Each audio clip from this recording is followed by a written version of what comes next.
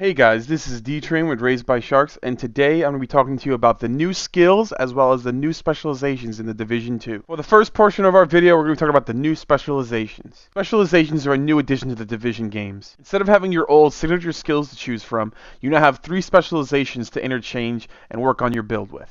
The 3 that we're currently aware of and we had access to in the beta are the Sharpshooter, the Survivalist, and the Demolitionist. Each of them getting their own signature weapon. The Survivalist gets a crossbow, the Sharpshooter gets a sniper rifle, and the Demolitionist gets a grenade launcher. The way that your special weapons work is that it drops specific ammo, usually from yellow bar elites or purple bar enemies. This allows you to use your new specialized weapons to take out your enemies with extreme damage. Each specialization also gets its own skill.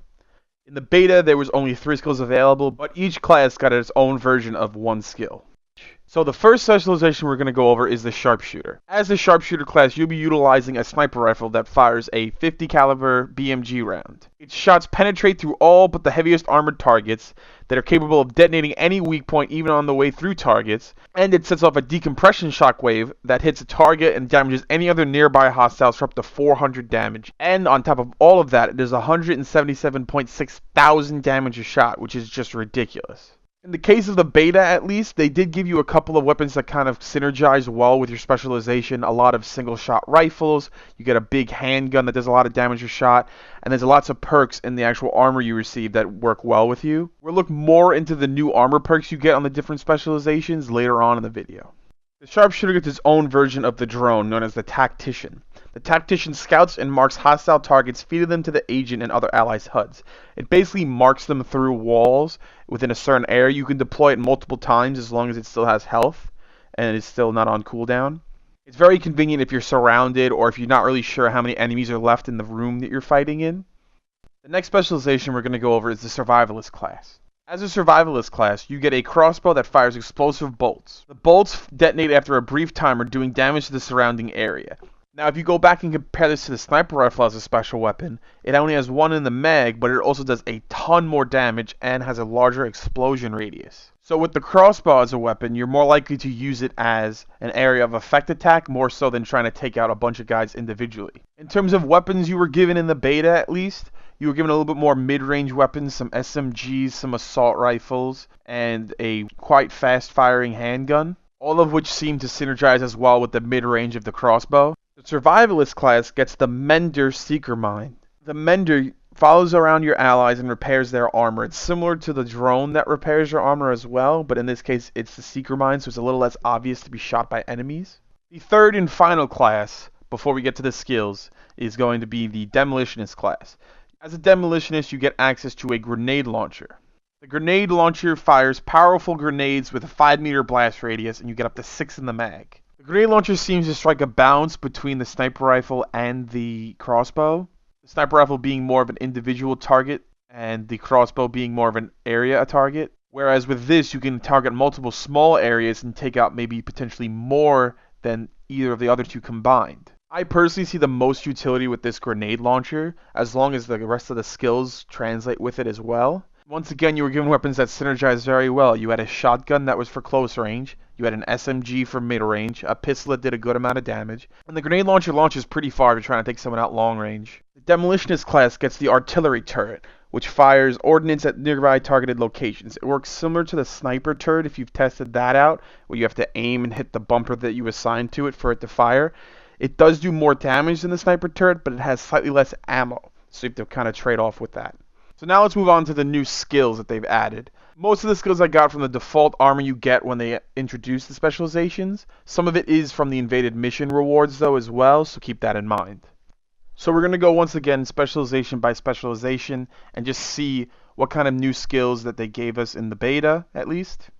On my Sharpshooter class, I had the Spotter Gear talent, which gave me 10% more damage to pulsed enemies. A new set talent called Terminate, which when you deplete an enemy's armor grants you 35% skill damage for 15 seconds. Destructive, which increases your explosive damage by 20%.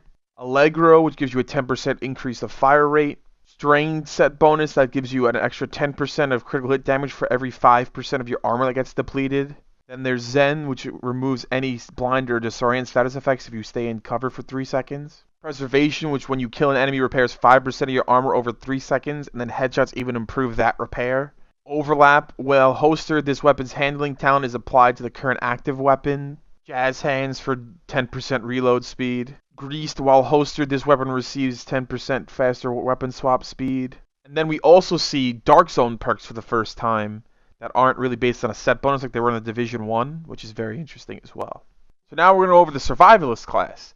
I'm not going to repeat any ones that I had in the last Sharpshooter class. So first we have something called Capacitive, which gives you 20% more skill duration. And then we have Payload, which when you destroy an enemy's asset gives you 50% more explosive damage for 15 seconds. Then we have Self-Adjusting, which gives you 20% more armor regen. Then we have Measured, which has the top half of your magazine fire faster but do less damage, and the bottom half of your magazine firing slower but doing way more damage. Then there's In Rhythm, which when you equip enemy kills can reduce active skill cooldowns. Then you have Extra, which will give you 10% magazine capacity. Then you have something like Ranger, which for every 10 kilometers away you are from the target, you get 2% extra weapon damage. And now last but not least, we have the Demolitionist class. The first unique one I see is Insulated, which gives you 10% hazard protection. Then there's Hardened, which gives you 10% more armor. Surge, which gives you 10% skill haste. To Order, which means grenades can now be cooked by holding the fire button, making them explode earlier. Hard Hitting, which gives you 15% damage to elites. Pummel, which if you get 3 consecutive body shot kills, refills your magazine and gives you 50% weapon damage for 7 seconds. Rooted, which buffs your skills when you deploy them from cover. Salvage, where if you kill a target, it has a 50% chance to refill your magazine. Transmission, which transfers shock applied to you to an enemy within 10 meters and it can happen every 60 seconds. So all of these skills are really good. Like there's some that are renamed other skills, there's some that are like changed and buffed from Division 1. But for the most part there's some new unique stuff that'll actually make the game way better in my opinion. That's really one of my favorite things in these kind of games, where if you try to make something unique, that way it stands out and it makes me want to get that piece of gear. Now, most of these skills are yellow tier gear. It's high-end stuff that you're going to get way later in the game, potentially even end-game stuff. But it really shows off what you can grind towards, what you can work towards, how you can make your build really strong, especially if you're utilizing it with your specialization properly. So that's pretty much it for this video, guys. I hope you really enjoyed. I know I definitely am enjoying the beta. It's been really cool so far. You know, the occasional bug and glitch there, but it is a beta after all. So let me know if you have any questions, any comments down below, just in case you need any more information about this, because we're trying to get as much information out there as possible. This has been D-Train with Raised by Sharks. Don't forget to drop a like on the video and subscribe.